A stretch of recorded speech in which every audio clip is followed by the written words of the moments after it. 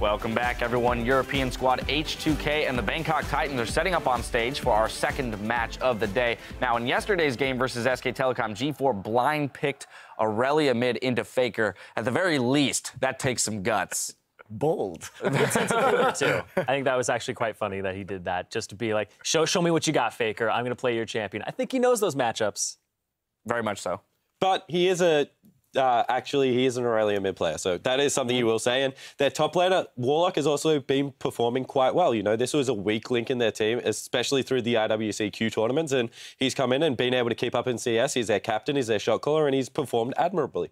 Yeah, I have to agree, except for that one kind of failed Maokai W, but other than that, he's been the only guy on his team that's really been holding up at this tournament. But did the creep die, Monty? That's all I want to know. It took a lot longer than you Eventually it died, yes. No, I don't know how many people actually use target champion only button. All right, moving over to H2K, though. Taking a look at their top laner, Odoamne, played Fiora yesterday. Yeah, he played Fiora in a rather good matchup for him against Amazing J's Darius, but he performed very well. He was taking a lot of pressure. 3 people would come up to him, and he would just put them on a merry chase and buy a lot of time. So Odoamne, as the shot caller for H2K, has been doing a lot of good things for this team. See if he can just up that and get his team on the same page for this match. Yeah, and one thing I want to shout out to H2K about is that their early game for a team that hasn't got a fantastic jungler is actually looking very, very solid. So across the board, their first 10 minutes of the game actually looks like they're on the same page and very together. Well, and speaking of junglers, they're not going to be up against much of a challenge here because 007X for the Bangkok Titans,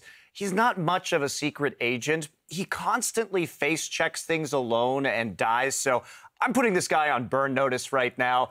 He's got to improve if they even want to have a chance against H2K.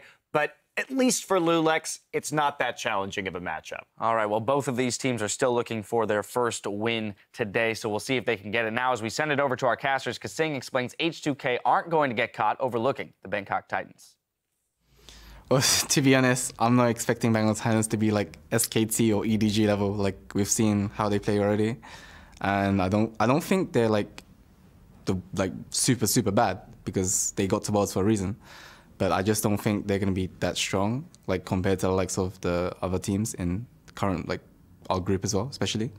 So I feel like they're not going to be as hard as we would think they would be.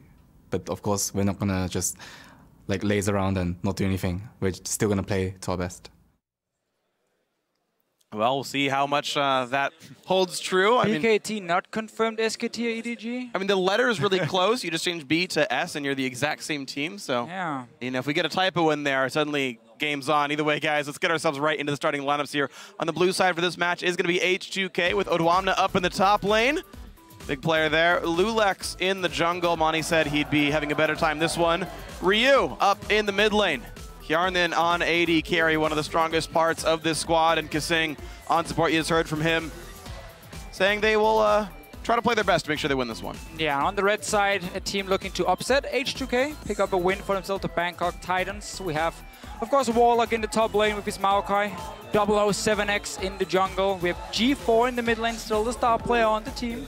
Lloyd is the AD carry, and of course his support is Moss down in the bottom lane. A team, though, it's been very difficult for them to do anything, but same for H2K in this group against SKT, against EDG. We were not expecting a whole lot, and now really this is the test, I guess, for H2K, for both teams. Like, this is your chance to pick up a win. Yeah, and the thing is, I do think these teams were tested before, and Bangkok Titans clearly looked outmatched when they faced against 2 of the tournament favorites over against Edward Gaming and SK Telecom T1. H2K had shown glimmers of hope more in their SKT game than their EDG one. They had pulled a gold lead back, they had lane swapped better, and then one bad fight really showed that H2K were able to crumble. So, okay, this time, try to drop the mistakes after, try to close out right. Yeah, I think that obviously Bangkok Titans are the underdogs in this matchup, but when I've been looking for their games, I've been looking for these oddball picks that they have, not only in the mid lane with the Aurelia, which he traditionally used as a counter pick rather than first picking it, but also in the jungle and the top lane. They've used a lot of champions that people, when the meta has settled, have not valued as highly. Things like Sejuani, even after she has been long gone from all of the regions. In the top lane as well, one of the only guys playing it. Mundo even in the international wildcard, so. Well, it's like they have a style they stick to, right? Like, 007X is going to be on a tank. He's going to be as beefy as possible, and the exact same thing here for Warlock. And they're built around this. Even Moss is actually 2 Braum games here himself, so that they have like a very specific team comp style, an assassin mid laner, a carry, a damage-focused ADC more than utility, and 3 tanks in front of it. And over and over and over, that's how they play these games. Yeah, I was talking to some of the Southeast Asia analysts, and they said, yeah, G4 can play other styles. They just haven't had success with those, right? He can play the Lulus and the Orianas, and you did see at the International Wildcard when they tried to play Poke. Maybe the rest of the team can't quite play around it as well. No, but he's the main carry. So do not put him on like a Lulu or anything, like, because he's the guy you trust to do well. The problem for him again is mid lane is super stacked at this World Championship here. Ryu in this group, obviously we would call the weaker of the mid laners outside of G4, and yet he's a fantastic strong player. So there is no easy matchup for G4, no easy game where Bangkok Titans can say, let's just try and camp that mid lane. It should work for us. It's too predictable for these teams here who has multiple play styles, who have all the up-to-date picks as well, and that's why it becomes so difficult. And we often see these early games where it's all or nothing. Like level 1, we saw G4 try and trade with Faker on an Olaf and just go all in, basically. Just a really bad fight. Very bad decision, but it's the mentality, it's the style they have. They're basically just saying, if we do not get rolling in the first 5-6 minutes with some early kills, we can't really outplay the team macro-wise. And that's kind of true. I mean, this is what happens when you come in from one of the weaker regions, honestly. There's not a lot of competition for BKT to be up against. But a fairly new region in some ways. Yeah, they were split some of the half, servers right? are very new. Well, yeah, I mean, like a lot of it's almost like the LCK is now, right? Like a lot of their top players left, and now the LCK is the other good Korean players.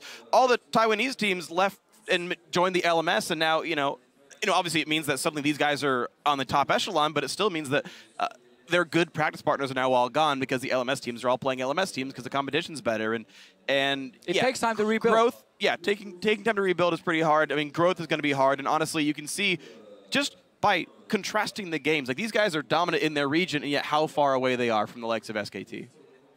Well, that's also a very high one you're comparing them to. Well, but I mean that's what I'm talking about, right? It's just there's such a disparity here. Right. Yeah. I definitely can see what you mean with it. I mean, GPL is just so tricky for them, with now kind of rebuilding your own region in some way, even though you've been there for such a long time. Obviously, we go years back with GPL. They did still manage to win the wildcard tournament, which was a big win for them. After a fairly shaky start to the tournament, they came back in the final and looked very, very good. And that's why they're here. That's why, again, they deserve to be here at Worlds as one of these wildcard teams. Yeah, remember they overtook Dark Passage, who was favored to beat them, and also the OPL Chiefs. So they were able to overcome some odds just to make it here. And, persevering in a bracket format's good, but here, unfortunately, they've only got 6 games to play for the Bangkok Titans. They've lost the first 2. H2K is the first one that I think they can have a realistic chance of success. Still an uphill battle, but honestly, like, this World Championship has been the World Championship of upsets. How bad Cloud9 looked. Hey, last year was pretty good for upsets in the group stages as well. But you're definitely right. No, you're right. You're right, actually. We've had one wildcard team win per year for the last 2 years running. Maybe this is one of them for this one. Maybe it's paying over in Group A. Hey, it is the team you have to beat, right? In this group. It is a H2K you have to take down still. H2K as a team, when we have watched them now in these 2 games against SKT and EDG, they obviously knew coming into this tournament how hard it would be to win. But we have still seen a team, Spawn just said on the analyst desk, in the early game, they've been looking good. The lane's always been on point. They make some good moves strategically, something we know they can do well back in Europe as well.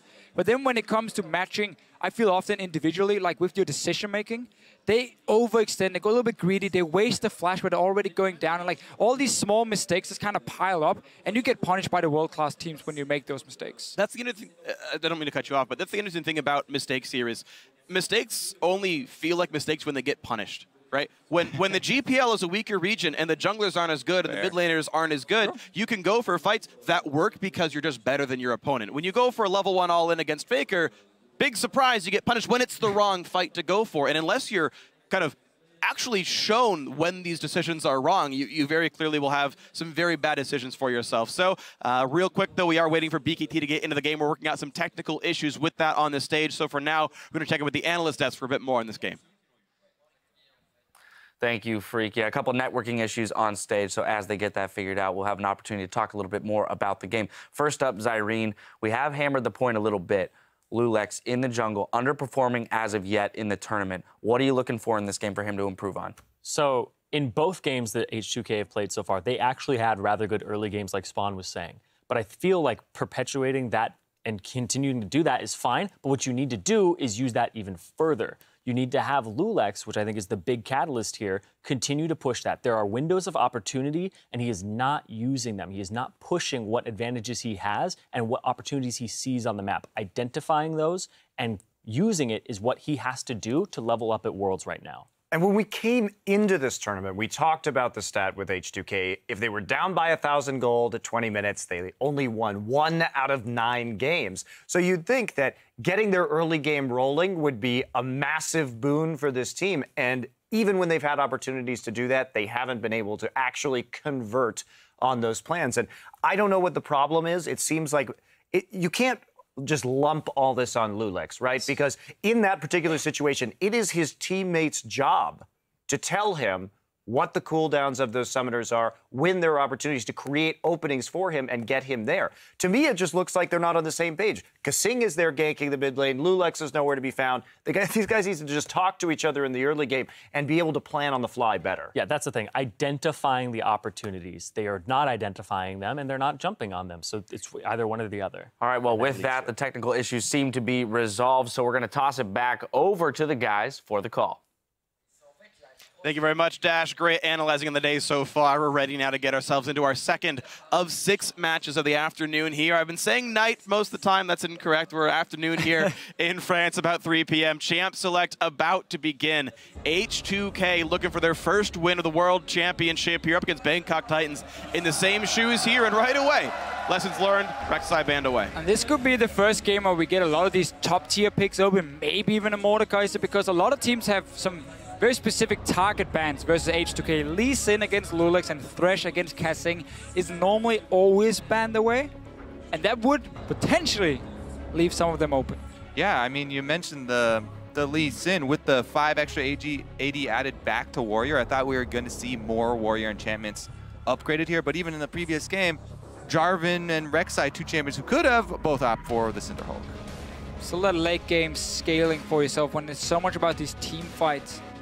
For the teams, anyhow, so far, no big surprise in the bans, except for maybe the Yasuo coming in. Yeah, respect for G4. Yep, that's the second ban this championship against him specifically here. Gangplank out the table as well, no surprise. It's actually following pretty much the exact trend that SKT had for their bans. They're the ones banning all the 100%. So I want to see if H2K is going to first pick a Thresh for Kasing if it's left open. They've done it before multiple times, even though there were other very strong picks in the meta open that other teams would value higher. They trust so much in Kasing being that big playmaker, and the Lantern is so key for this team because when they do invade, because there are often some miscommunication or some problems, that Lantern is kind of like get out of jail card you have, and it saves them so often. I definitely agree. It's huge for him. He's a great playmaker with it. I would also like to see H2K try and save Odoamne's pick for a while, just because he's been so good with the Fiora matchup when he gets to choose the matchup here with the counter pick. That being said, though, Warlock almost exclusively playing tanks. Mordekaiser's open. Mordekaiser's up. Mordekaiser's up. We got one! Yeah. Lock it in. You have to.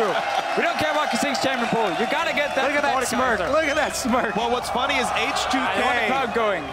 H2K is one of the 3 teams in the World Championship to ban Mordekaiser on the blue side. But it still means we're able to play it. Our first Mordekaiser of Worlds.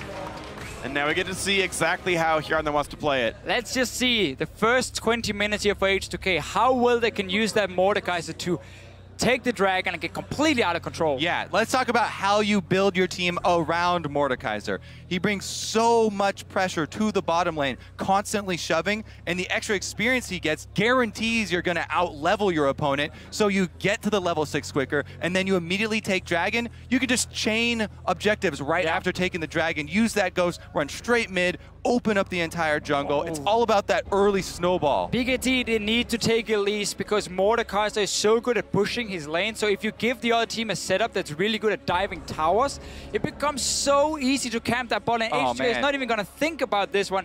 Massive mistake. Bangkok Titans is trying to take away picks, it has to be Elise here. I know it's your comfort pick, Lulex, but Elise with Mordekaiser is just so easy dives, and then you take Dragon, and then the first 15 minutes is just set up for you to snowball. Yeah, people talk about, oh, Mordekaiser, all you have to do is gank him early, but both teams know that. This is competitive League of Legends, but the Mordekaiser team are also going to send their jungler down bottom, and if they counter gank you down there, then it just gets very painful very quickly. Yeah, so again, we see takeaway picks from Bangkok Titans. They're like, okay, we keep Mordekaiser open, and we take the Thresh away from Kesing, we take away the Gragas from Lulex, but Lulex would rather play Elise or Lee Sin over the Gragas. It's because they've been banned away. He's been like, oh, well, I have to go with my third option, I guess, then, and then he went for it. So they're not really taking away anything. Obviously, 007 have played quite a lot of the tanks, so maybe it's also just for him a stronger pick, but I mean, this is such a rough. Look at this here, Alistar Elise. We just talked about how getting tower divers with a Mordekaiser, we're gonna have a party in the bottom lane. It's going to be fun, but I mean, this is what I said in the pregame, though. BKT plays BKT style. They play their set of champions. They're much less about really stealing picks away. Some situations like the Thresh take right here being part of that, where they can, but really they're always going to play the same kind of style. G4 now, if he's going to play an assassin versus the team fighter, and I think he should play like an Azir or a Victor, something long range, something very control magey, so that— And wave clear. Yeah, so that Mordekaiser and Alistar and the pet dragon can't knock these turrets down. The thing is, you can't clear a dragon. I don't care how much wave clear you have. Throw all Spike top, bring it back. Whatever champion you are, even throw your ultimate at that dragon at level 6. You're not going to be able to take down. It's going to power. That is, when I saw the design originally, I was like, oh, it's going to be a cute little baby dragon. No, that's a full-grown actual dragon that he gets. As soon as he hits level 6, then they take the objective, if they take the objective. Yeah, you need just something that can maybe slow down H2K in that early game. You know there's going to be so much action in the bottom lane, so lane swapping potentially for Bangkok Titans would be like, okay, maybe we can try and slow down the early game a little bit, like a freeze up for AD carry, make him a bit stronger so this Mordekaiser won't go that crazy, but he doesn't really care because then he's on the bottom side with Dragon Control already, just from that happening. So it's so difficult now for them with how they want to play it out. I think Mordekaiser is fantastic when it comes to getting the outer turrets down, like the tier 1 turrets. He does struggle a little bit more when it comes to the next one. It becomes a little bit easier to play against him, but that counter. See, saving the last pick there for Odoamne. What we are looking for, uses it on the Riven. Now, Riven can choose the engage on the Mininar form. It is difficult for her to catch, though. If you're actually very quick and if you do have the confidence that you've got jungle protection. I mean, at least Hop has a reasonably long cooldown, so there's the chance that you can catch him between those. This is actually just a confidence pick here from Odoamne and the rest of H2K. If you bring Elise early, then Riven can snowball, but normally— I mean, you want to go with Mordekaiser. Yeah, normally, I don't think that we would see them opt into this matchup. So, Riven is a champion that Odoamne coming into the EU LCS playoffs, he spammed it. He practiced so much, he never got to show it. I think this is him again, just testing it on stage, again, against a weaker team on paper, being like, you know what, I'm going to try and take this matchup. I'm going to see what's going to happen. Yeah, I've talked to a lot of top laners that actually pick Gnar into Riven. Oh, wow, interesting. So we'll see how and who gets the better of this matchup here. And this one, there's also, I guess, a chance that Echo can play top lane, Riven can play mid, though I don't think that's going to be the likely one here. Bangkok Titans twisted fate for the mid lane in the last one here, so they've got a lot of pressure on these side lanes. So I like that pick. Again, wave clear might not save you from the big bad dragon, but at least it can help you a little bit. But then you have something now that can respond to the aggressive dives on the bottom side of the map. You have something that can gank a Mordekaiser and try and maybe keep him down in the early game. But this is also the second game now we see Echo being picked as the blind pick mid laner. Because again, he's supposed to be that safe option coming in. We saw it from EDG, we've now seen it from H2K. Yeah, this composition from H2K says they are not planning to get behind, ever. This is... Yeah. Do you ever plan to get behind? It's also 5 yes, melee, if you take a scaling comp, then you bring wave clear and you are planning on having to deal with getting behind. Yeah, that's fair. That's fair. I even dropped my pen because that argument was so good. Just dropped it all out of your hands now. I got another one. Don't worry, guys. I got a backup pen. Yeah, I mean, and just to emphasize, not being behind here, the only range champion they have is part-time on the job. Their Elise can transform back and forth, so a full melee comp here from H2K. Meanwhile, Bangkok Titans here going to do what they can. And I, by the way, believe that they're going to have to lane swap this one. Thresh Vayne cannot wave clear at all up against the Mordekaiser here. That matchup itself would have to be ganked to even have a chance at winning that fight. Sure, I think a double range matchup with Vayne is okay to try and kill the Mordekaiser, but then you got to worry about the jungler coming in. Yeah, and Alistar can heal. Either way, guys, we got to get ourselves into this game. Of course, you guys at home can tweet in your own prediction on this one. It's going to be hashtag H2K win or hashtag BKT win to let us know how that one's going to go. H2K are the favorites on this one, but if there's a chance for Bangkok Titans to win, it is this matchup or the rematch next week. Didn't make it easier for themselves by giving Mordekaiser the perm ban champion until now. Are you excited, Deficio? Always excited for Mordekaiser. I can feel it. See, the thing is, usually when you're like, oh, there's a problem in the bottom lane, Twisted Fate is going to be a huge bonus for the opposing team because any bottom lane that's constantly shoving, oh, you're going to teleport down there. But there are double teleports for H2K to answer. Plus, by the time that Twisted Fate hits level 6, Mordekaiser will also be level 6. And you have to be very, very careful about ganking down there. The best thing about Twisted Fate is not that he can actually teleport down bottom in this case. The best thing is that he can reveal the positions of all of the H2K members. So you can see if Lulex is down bottom. And if he's not, then you can decide to commit. This is big, though. H2K is calling the lane swap. You can see where Vayne and Thresh are headed on this side, but look at Mordekaiser and Alistar. Oh, yeah. They're going to end up meeting it. And again, from what I've spoken to pros, there is not a 2-on-2 lane that can actually handle the hard push of Mordekaiser or Alistar. Even if you can try, you get worn down too quickly. Yeah, so the thing that happened with Mordekaiser, when he just got reworked and there was no nerfs coming in for him yet, he could literally just push every single lane and out-sustain you. There was just so little you could do against him. But that has been toned down quite a bit.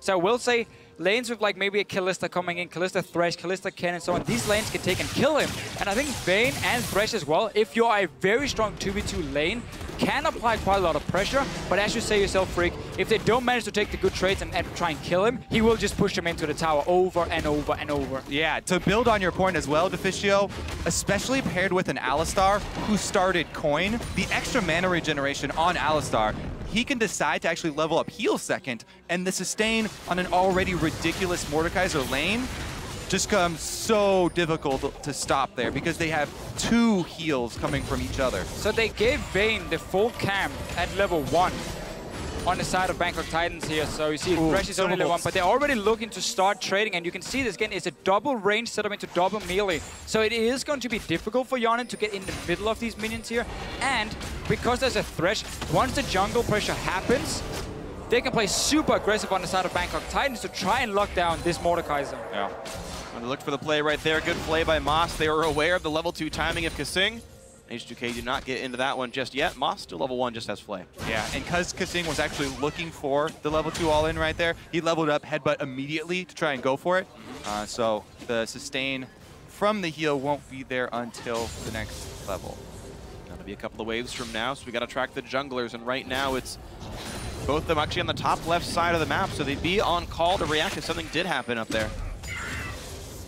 Both junglers going to end their routes on the top side as well, and that does leave the bottom lane isolated. This Riven matchup, anytime you feel if you have a skill advantage over your opponent, Riven is the champion to pick to try and abuse that and snowball early. It's 11 CS up already. He's got literally 4 times the minion kills. Lulex tries to steal the red buff, can't quite do it, but still trying to push 007X out of his jungle. Misses the cocoon, expects the dodge, or maybe just misses. But he can make this very aggressive play because both the top lane and the mid lane has been pushed into the tower, so it's very easy for H2K to spot when the moves are coming from Bangkok Titans to send in some help, and maybe even deny them some CS by trying to go in and zone them on the way out. We saw it both from Rio, and we see it up here top lane. Onto a Thresh. Ooh, very early flash being used. Had to. He's going to get pulverized. That would have been probably 500 damage he takes over the course of that. You have your potions and a heal, though, from Lloyd. I think that flash is so important to keep to make that play once your jungler arrives. But again, you also pick the Gragas in the early game, so you are very afraid of where Lulex is going to be. If we see an all-in from Bangkok Titans on top side and Lulex is there for the counter gank, it goes so heavily in favor of H2K. Well, something to be concerned about then. Elise was still top side, but going to recall now for the Chilling Smite. Normal par for the course there. 2 wards picked up for Lulex as well, so providing some vision to prevent the counter ganks. 007X on Gragas is actually hiding around the top side turret right now, though. And maybe, just maybe, they go for a play with this one. Well, we expected the They're not action. going to dive, so what's he trying to do there? Well, I wonder if it's the lantern play, but again, Mosh just Without used the flash before so defensively so quickly. So that big play potential is kind of gone now, making it even easier for H2K. Yep. Jungle efficiency, strike 1 for 007X. Has wards, has already recalled, but falling far behind Lulex. Yeah, and the biggest discrepancy is actually in this bottom lane. Odoamne was able to get the early control of the wave. It's going to be very hard for Warlock to get it back. Ryu going aggressive. Gets the shield, but the Vital Slam's still going to land. Good damage. Flash Force. The wild card still hit 2, and Ryu, 10 to 200 health. A little bit of mistiming in from 007 here. G4 had already used everything he had and only had mana for one more spell. And just flashes forward, but obviously he didn't expect Lulex to be nearby, and therefore he backed out from it. So a lot of flashes being used early on from the Bangkok Titans, and H2K didn't really get punished for it. Yeah, meanwhile, you're keeping track of the jungle here. Lulex made his way up top. Lands the stun. There's the flash. Pulverize. Headbutt him backwards. Exhaust on Yarnan. Doesn't mean a whole hell of a lot. There comes the rest of the team. Mord. Oh, Kaiser gets it. And that's the thing here. You use that early flash where you didn't have to because maybe you're a little bit nervous. You don't want to risk giving up a first blood. Answer down bottom. Instantly, though, we just come in with the gank, and there you go. Flashless Gragas, not going to mean much, though. Odoamne's totally safe. Even gets the ward up right after he leaves, so no return here. Plus 10 CS with 5 left in the wave. Yeah. Even proxying up top here. This could get out of hand very, very quickly. Mord now level 6 as well, so if they take the turret, if they take the turret and swap the duo down bottom, we will get to see our first Dragon Ghost at Worlds. Great start for him. Obviously, we're expecting Yarnan to go for the Rylai's as the first item. And now, level 6 for G4. He can come and join the top lane fight. He's going to try. Where's the target? Cocoon right on time. Nice headbutt into the Pulverize. Buys a bit more as Yarnan's on the way out here. Minions stunning him against the wall. There's only one minion left. That's another stun. Yarnan has to flash the wall, but there's no chase to be had. Ryu actually used his teleport and canceled it. Just too Did he far just go back. to the mid lane? He was trying to TP to the minions who were still walking towards the tier 1 tower of Bangkok Titans. So probably realizing he wasn't really going to be able to join the fight. In the end, some flash is being used from H2K to get out of this one. And first ulti being used from G4 to apply some pressure against that Mordekaiser lane, who was, to be fair, standing between 2 towers already. Yeah, it's true. So a bit over-aggressive, but really no punish here. A 1,400 gold lead. Another trade Odoamne into Warlock. Yeah, you want to go for the trade when he's in mini form. Warlock trades back very well there, though. Warlock's winning in the potion game. Odoamne's going to have to recall fairly soon. Didn't like that engage from Odoamne because we're so close to Mega now as well from Warlock, so the only thing he would ever be able to do is just 1 or 2 hits, but then the return damage will always be greater than Warlock in that case. But he's still winning the lane. Yeah, quite handily winning the lane. Very easily. Anytime that you do see a Riven in the game, it should attract a lot of jungle attention. But what if you have a Mordekaiser? But exactly. Mordekaiser takes priority.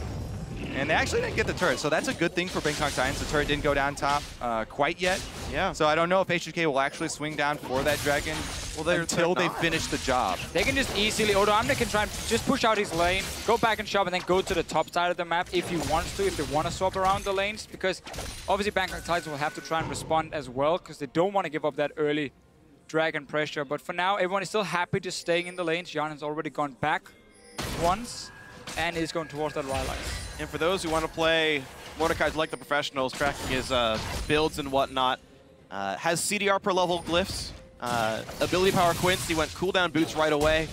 So pretty ability power focus so far in you know, ability spam focused as far as the build's concerned. That's going to be the build. We're going to get an Hourglass later from him as well. And maxing the Q first instead of the W. So want that single target damage coming in from the Kaiser. The King of Death, if we were in German. Well, he's the king of kills in this game, 100%. Man, what a beast, 1 kill. 100% of all kills in this game have gone to Yarnan. Best part of Mordekaiser is still the bonk noise on his 3rd Q attack. It's the most deceptively threatening sound Yeah, in the game. it actually is kind of interesting because, okay, well, let's see here. Nice repel, though. forced out. Dodges the wild card, and Ryu's coming around. Another stun's gonna land, and ooh, forcing the flash to get away from explosive cask. We're seeing still, you know, glimmers of hope for Bangkok Titans. Certainly one of the closest game they've had so far at Worlds. Yeah. So, anyway, speaking of tricks from Mordekaiser, he has very few tricks because, yeah, he's a fairly straightforward champion. But one of them is to charge up your first 2 hits of your Q, and you'll just look for the only flashy play from a Mordekaiser is a flash third hit from Q, and you get this very, very satisfying noise, and you'll usually get the huge burst kill. So people, that's one thing to watch out for. The other is, of course, the speed boost from your W. If you put that on whoever's initiating on your team, try and get you in there. Just a warning for everyone trying to make that play Kobe just talked about. It requires 0 mechanics. Hey, you got to flash auto attack there. Some people flash auto attack the wrong thing or flash twisted advance the minion. Man, that's going to be what Warlock is known for this World Championship. That one play. He was good yesterday in the game against EDG, SKT. Oh, wow. Just by walking forward. Lux wasn't even in range yet. They forced the teleport from G4. Had home guard, will land in the stun, but a 3-man pulverize says hello. G4 is going to be the first ghost of the game, and here it is. Maybe they can chase a bit more. Ryu is in. It's not a dragon, but they're going to be killing everyone all the same. Ryu cannot get the ulti off in time, though, stunned up. But we got more targets here. Oduamna had held aggro. Now it's Kasing. He's got to run. The turret might kill him, and it will actually, but it's still a whitewash. 5-2 in kills. A double for Warlock, but way more for H2K. Yep, they're going to get the tower after that as well and continue pushing on number 2 here. 007 runs for the mid lane to pick up the minion. Go, G4, go! He's turned against him. And now he's going to go kill himself. All right, 1v1. No! Oh, he didn't kill it. It's the ghost. H2K, Hey, G4. keeps home guards, though. He's going to be belting out of that lane. Let's see again what happens here. So, Bangkok Titans looking for Kasing, but again, it's onto the Alistar. He doesn't really care. 3-man knock up. Everyone is here from H2K. TP's coming in. Loads of them in the game. Now you have the Ghost. I mean, from here on out, it's almost impossible to fight the Mordekaiser. Once you get that early Ghost, then it just becomes a massive dive fest. Yeah. They actually could have pulled this off even a bit better. Oduamna could have kept doing damage there. Stays on the outside, and after he drops turret aggro, it goes on to Kasing, who can't take more than 2. Now, yeah. Another attempt in the bot lane, though. G4 trying to make the play. Flash stun. They caught Oduamna. Do they have enough damage, though? The flame is not hit. He's running for his life. Yarna gets a kill. Now there's a Gragas Ghost trying to wreak some havoc in the backside. Here comes Ryu. Traded 1-for-1 so far. Lantern keeps him safe. Kasing can't get in. All right, so far the Ghosts here, they're growing in size. We had the Twisted Fate first, now the Gragas. We need a Dragon next. I mean, it's so disappointing. Yeah. Maybe a Meganar. Might be bigger than Gragas. Would that stay in the Ghost form now? I actually don't know. I've actually never gotten a Nar Ghost. Sorry. Have you ever played Mordekaiser? About 8 times. Are you lying to us, Brig? No, I've played a you know. Keep it secrets. Single-digit number of Mordekaiser. Yeah, I don't want to actually let it be known until the finals. Then I'll bring out the real Mordekaiser knowledge. All right, I'm going to go ahead and guess that it does not transform. All right. But that's all I got for you. Good guess. We'll find out. I'm sure there's plenty of tweets about this one. I'm sure the match has been played before. Either way, though, H2K just turning the screws as best they can. Bangkok Titans have gotten themselves a dragon, and they have gotten themselves 3 kills, but H2K are doing nicely for themselves. 6 kills, 4,000 build up. Bonk! I love it. G4 getting really pushed around to this lane. He's been able to assist the others fairly well. Yeah, early cooldown reduction boots for himself, so he's been using more time in the side lanes than he's doing mid lane right now, but that's basically what he needs to do, and just try and get some kills for the team. You said yourself earlier, Freak, there's been more action for Bangkok Titans and more, should we say, normal fights, and not just these crazy all-ins one-on-one. They've been trying to coordinate as a team, but so far H2 have been ready to respond, and it's all been around the Mordekaiser, who's sitting on 2 kills and 4 assists. Oh, Ryu. Oh. Baited. I have a better guess for the Nar interaction, by the way. So, okay. Oh, hold on. We're gonna have a fight. Yeah, we're gonna have a fight first. Who wants to open it up? 007 does. Knockback out of Lulex. Repel gets him not very far. The box will hit. The kill comes through to Lloyd. 1 on the Vayne. Hook goes wide. H2K looking to still push 4v5. Bangkok Titans used many ults, but they've got a Mega Gnar bar. They've also got a Riven behind them. Odoamne decides not to 1v4 try and cut them off, though. That's not a proper Riven player. Yeah. But they were driven away from the turret, so all well for H2K. 3 kills to nothing. Turrets to nothing, rather.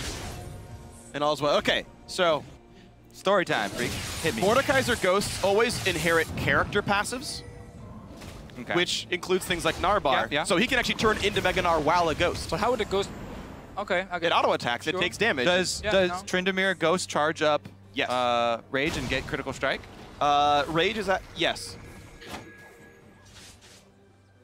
All right. Say yes. All right. So we need people to tell us the Freak is lying to us, because I mean, I feel like he's giving me a lot of hope Wait. here, a lot of cool No, information. The but passive is the when you're low. No, Because no, the passive is the your, rage your generation, resource yeah. bar is definitely different from your passive. Yeah. Okay. Yeah, but I mean, part of the character script is literally what your resource bar is. True enough. Yeah, you inherit like char.ini. I like the bold statement though, Freak. Yeah. Stepping out there. I mean, I was in Riot like when we made Mordekaiser, so I'm actually aware of like some of the scripting behind the champion. You were in Riot in the building? Yeah, I mean, I worked at the company by then. Yeah. Production tells me I'm on target, by the way, so all is well.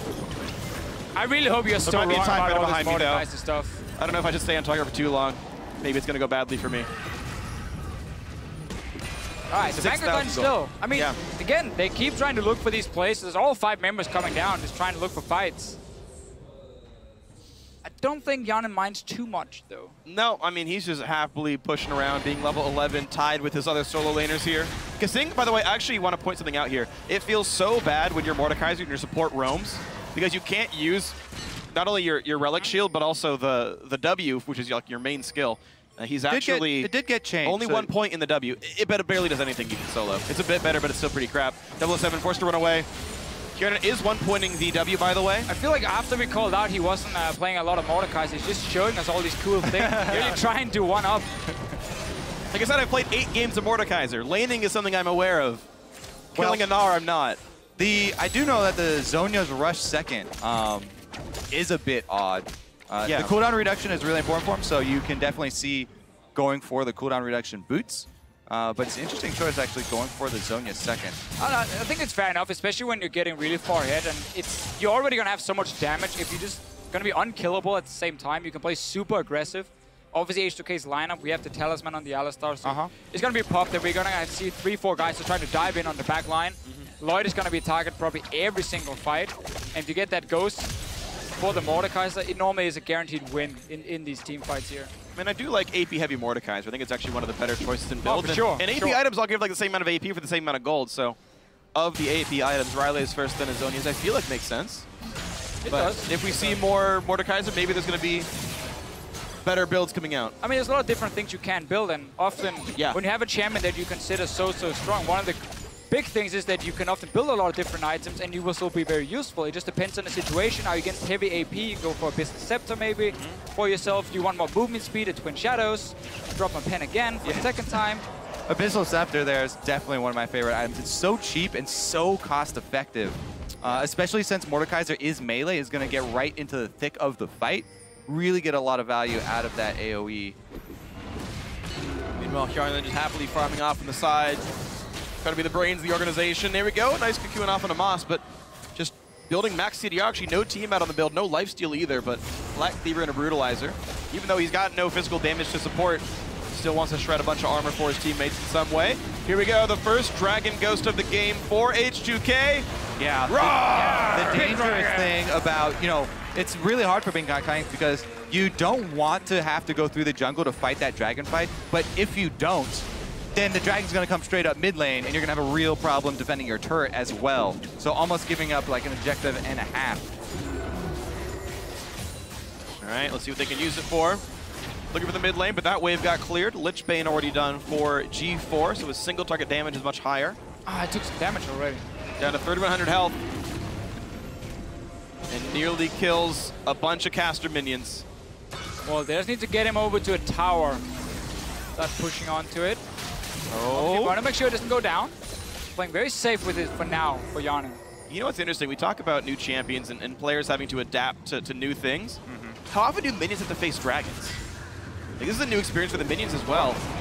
Will they even react properly? There we go, turret being attacked, and they just can't kill this dragon very quickly. 2,400 health still on it, and the dedicated focus comes through, but no, it despawns in time. Nothing was gained from the dragon at all. H2K is like the worst siege comp ever. Like, you have a melee mid lane, a melee top lane. It's 5 melee. And then you have to at least be like poked for like 20 damage, and that's about it. And then the dragon. We set that up to be so big. The dragon coming down mid lane, and it didn't do. All right, Odoamna though got pulled in, and here comes the engage. They're focusing him down. Flash the way, will survive. Meanwhile, Kasing is up in front, but he's not the one holding turret aggro. He's instead just kiting away on the Vayne, but he's still going to go down. Turret picked up, but a couple of revenge kills. There's the stun. Lulex forced to flash. Warlock does have his own flash, but he's getting slowed so much he can't reach anyone. G4 doesn't run fast enough, and the Echo Q. Ryu saving many of his teammates there. So H2K going in for the dive and then suddenly realized the tower was still alive, so they started hitting both things.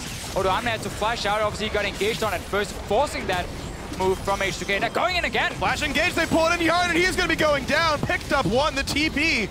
Doesn't mean anything. Why did Odoamna even finish that channel? Yeah, big swing here for Bangkok Titans. They're able to punish H2K.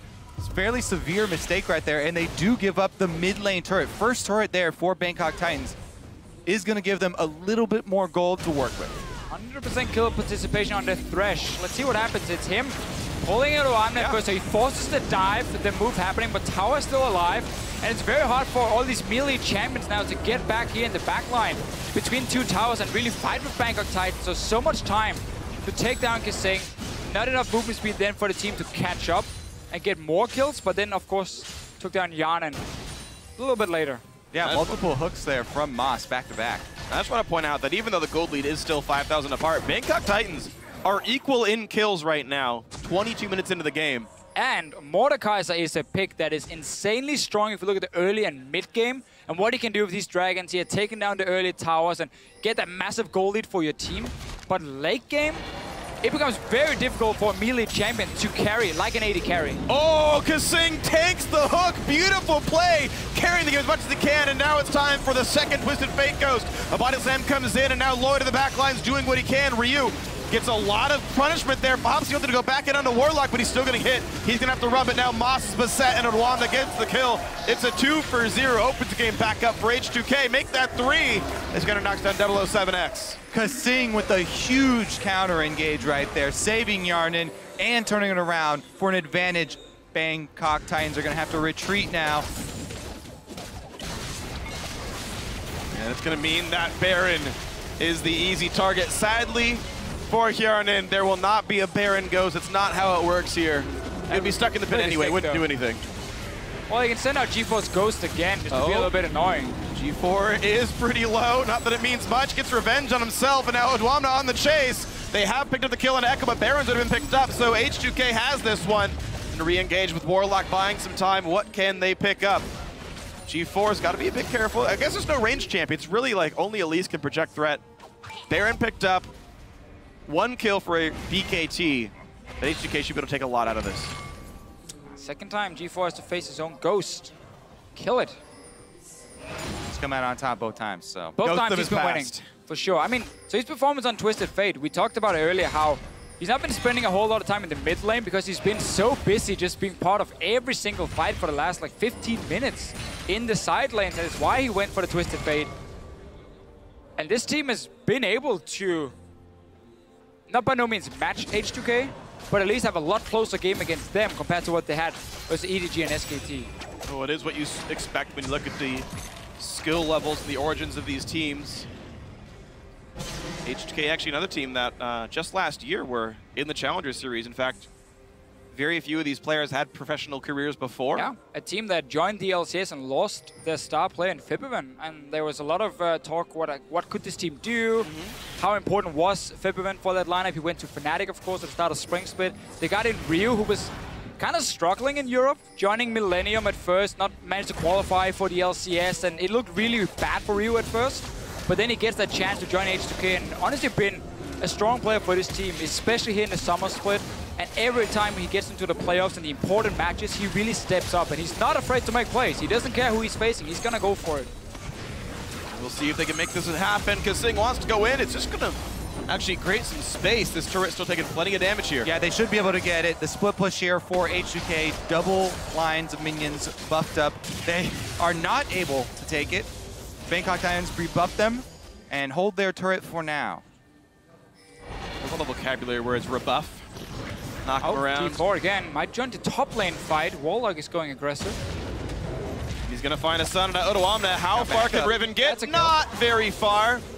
That is a kill. That's a card as well, G4. Honestly, another punish here from Bangkok Titans. And this is something we have seen very often for H2K. Let's talk about it after, because 007 is getting engaged on. Ryu getting around. He's going to lock up with the stun as well. Can he get in the range? Yes.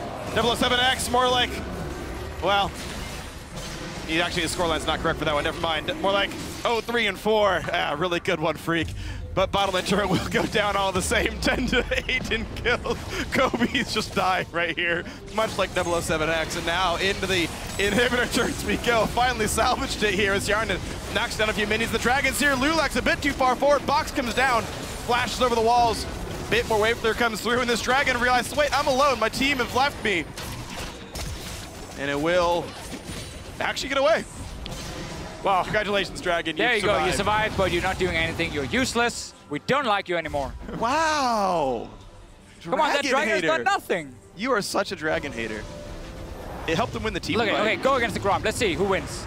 Oh, one shot. Wow. That's not even fair. There were assists on that Dragon.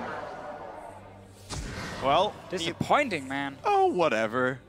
I bet your Warlock can kill that Grom. Of course he can. Let's look at Warlock. Oh my god, that's not even... I can't believe you. Well, he just killed it. All right. Well, the Gromp died. Warlock confirmed better than Dragons. So if you got to think about role-playing... Ooh, that was close. Yeah. H2K, though, honestly, they keep on making mistakes trying to close this game out. And Bangkok Titans are quick to answer. G4 with his teleport on Twisted Fate. Continually chasing them down, getting small pieces of gold back for them. Yeah. It just becomes harder and harder for this Mordecai, so the further he has to walk in towards the enemy base with this Dragon to siege it, because again, it's so easy for Bangkok Titans to move from the fountain between the 3 lanes near the inhibitors and then move that defense around. So when you have this all melee lineup except for Lulek's, sieging is not really your option anymore. You gotta just force a fight around the Baron, get Bangkok Titans out of that base, take that 5 versus 5, win that, and that's how you then move on. It's going to take him a while, though. Baron Nashor is still dead for a while. That's why we see the fight right now taking place over the placement of wards inside the red quadrant jungle here for Bangkok Titans. And they're fighting back, trying to clear it out as best they can. Barely got anything really in terms of gold, 2,500. It's very low amount compared to the average we saw. Yesterday, I believe we were about like 4,000 on average when it came to plays where Baron was still on the team like the full duration. Right. That was one of the biggest ones, certainly. That's about the same size as the first SKT one when they were playing really slow. Lloyd, though, getting caught out. Confused, gonna miss. He expected to be somewhere else. And here comes TF. Lulek's gonna jump around a little bit, but still gonna get knocked down. Here comes the Riven, but not doing nearly enough. Odoamne forced around, but Ryu into the front line really wants to kill G4. So just popped on both sides. Back in they go. A big knock-up Meganar to answer, and they're routed, though. H2K doing so much damage. Bangkok Titans have to run from this one, but they're still taking turret damage. Sharna can't quite do enough. The jump back in. The stun hits Ryu, and back in goes Alistair. They're killing everyone back and forth. Warlock running. Odoamne does not have aggro, so it doesn't matter. The TV coming in. They don't kill the turret. Yes, they do. They stop it, and Moss goes down. Warlock's next. Almost everyone. It's everybody dying.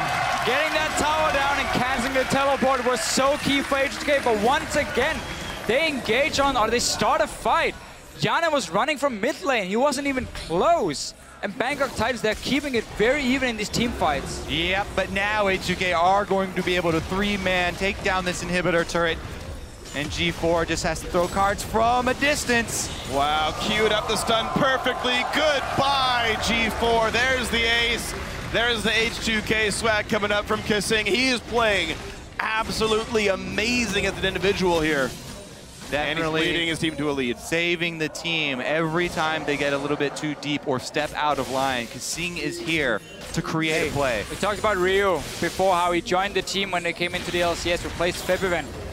We didn't get to see too much from H2K in the start of the spring split until Kasing joined. And we got the whole Kasing effect started. They won so many games in a row. The communication just got so much better. And of course, him as a playmaker, finally finding a team where he could really shine, where the teammates trusted him. And he's been a fantastic support all year long. It's been great. He's going to find another one here. Moss just going to get hit by so many stuns, he's barely able to flay before going down. Ryu takes him down, but the shield keeps him all right. The AP ratio helping on this one.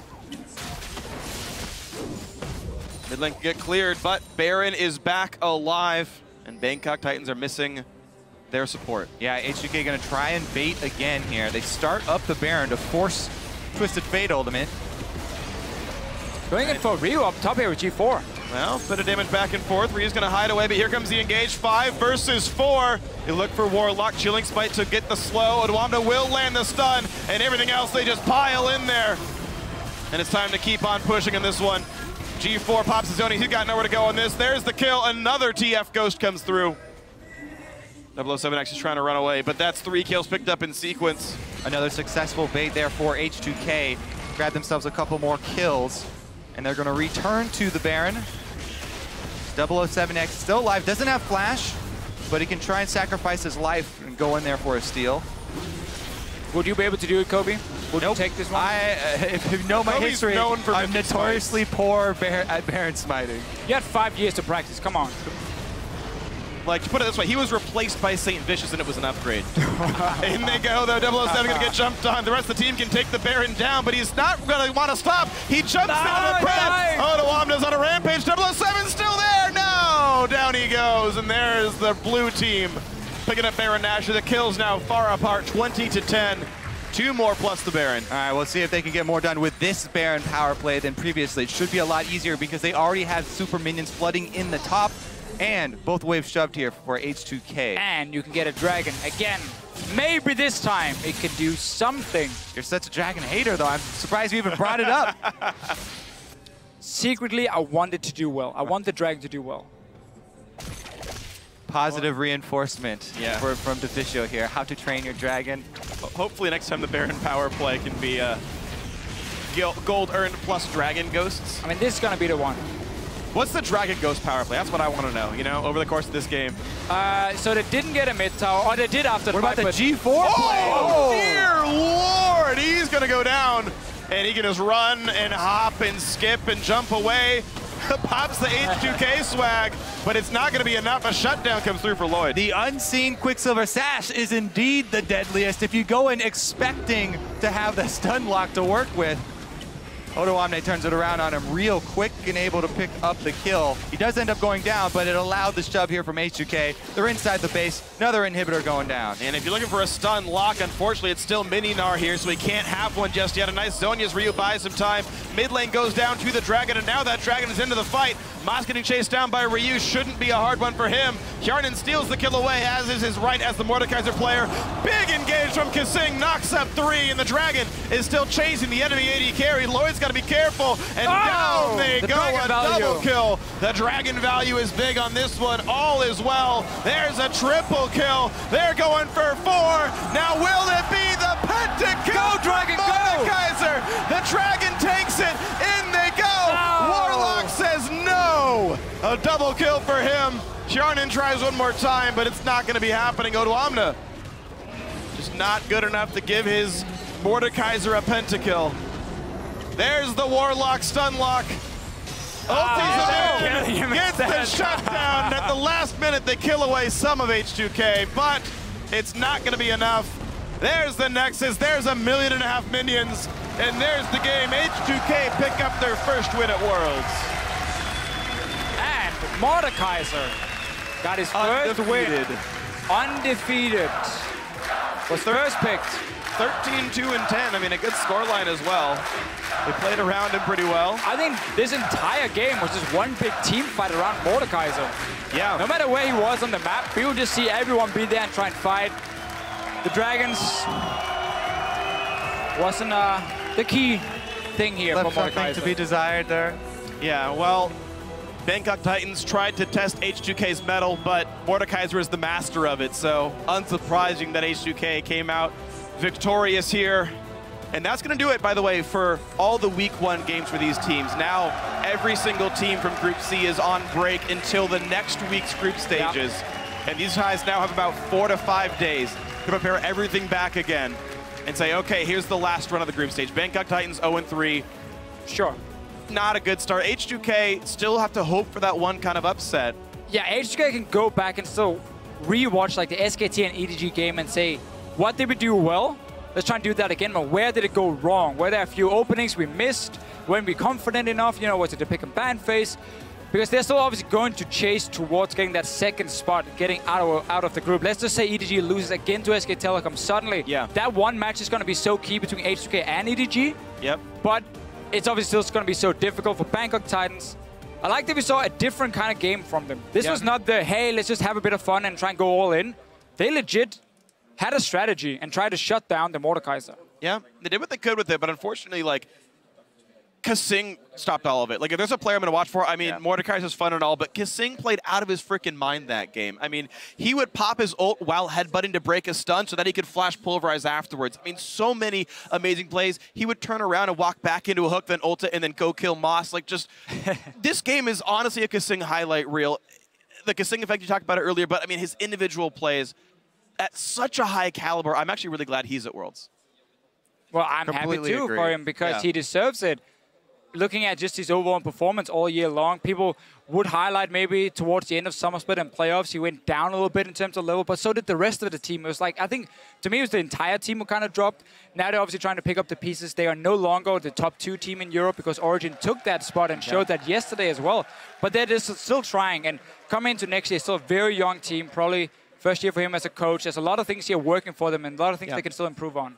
And they're very good early on in the game. Their first 15 to 20 minutes actually is one of the very best in the league. Their lane swap game is good. They understand that decision tree. It's when it gets beyond 20 minutes. Monte Cristo quoted a stat about H2K that they're 1-9 if, like, once they have 1,000 gold deficit at 20 minutes, because that end game is not good for them. We saw the evidence of that in this one, how long it took them to close the game out, right? All the Dragon Ghosts did very little, as you were happy to point out. Their sieges and their dives often misfired here despite the big leads they were having. Meanwhile, Lulex and Kasing are preparing for that interview with Shox right now. We will speak to them in just a moment. All right, so what are our final thoughts here about these teams? We're not going to see them for a week. We saw the end of the Edward Gaming for SKT match. What's Group C going to be like? I don't think we're going to see any more Mordekaiser in Group C, but EDG sitting very comfortably at the top, undefeated still. Yeah, SKT taking them down. Yeah, Sorry, excuse me. Yeah, no, I know what you meant. SKT, EDG, you know. Yeah, they're basically the same team. I mean, this is what we expected coming into the group. SKT, EDG fight for #1. Yep. H2K try the best to maybe keep up, and then Bangkok Titans probably coming in and having a tough time in every single match. So I'm just happy to see more of a serious game for them as well. Pick and ban wise, and the way they played out the early game, and how they tried to challenge H2K and did make it easy for them to just go in and close the game. The continual plays from G4, constantly using TF teleport to try and make plays, to try and punish H2K every time they did offer an opening. So that was his attempt there. We're going to see what else these guys can do next week, but for now, we're going to check in with Shox, who's standing by with some of H2K after their first win at Worlds.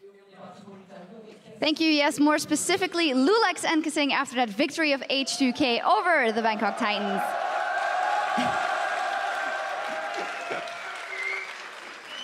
Let's dive into the game a little bit, because Mordekaiser was left open for the very first time. Did you guys tunnel on that very hard because of it, or were you prepared to go and play with him?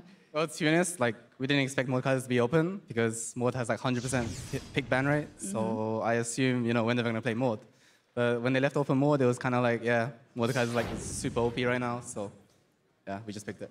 Super OP, yet it came close in terms of kills and Bangkok Titans engagement overall. How did you live the game? Because you guys were the favorites coming into it, but at some point it was pretty close.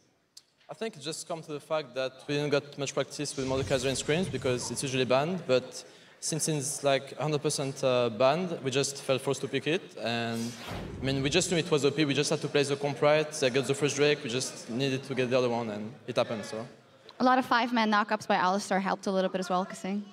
Just a bit. Just a little bit. Stepping away from this game, you're now 1-2 in this group. It's safe to say that you're total underdogs in this group that is very heavily stacked. You guys went to boot camp in Korea after the group draw. You tweeted, I don't know if it was serious or not, you guys tweeted, well, it's over, boys. GG. Has that changed at all? Because honestly, you put up a decent fight versus EDG yesterday. You have a win here, and you have some time to practice now. Well, I don't think it's completely over because we have to play the game, so it was actually over. But I mean, at the time, we were just very good because we had SKT and EDG. But I still think we can maybe take off a game from one of them. But hopefully, you know, we're lucky. Yeah. Lulex, what do you think? Yeah, I mean, in the day of the announcement, we were a bit depressed and stuff because this was really unlucky. But then we reminded ourselves that it's just a best of one and anything can happen. So we just kept on trying in Korea, and I think we have a shot. Obviously, Lulex, for you personally, there was a lot of criticism on your play from all sides coming in at the end of the season. How have you personally dealt with that? I just try to ignore it, honestly, and just try to focus on my game and improve. That is the best way to handle it. And with all of that, you still had all the fans here chanting your name. Rather, is there anything you'd like to say to them? C'est la première fois que je joue en France.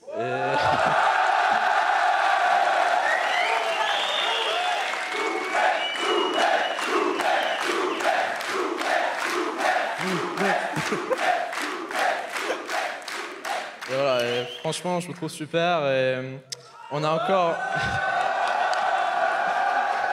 et ouais, on a encore une game contre EDG et SKT et on va tout donner pour pas vous décevoir. Voilà.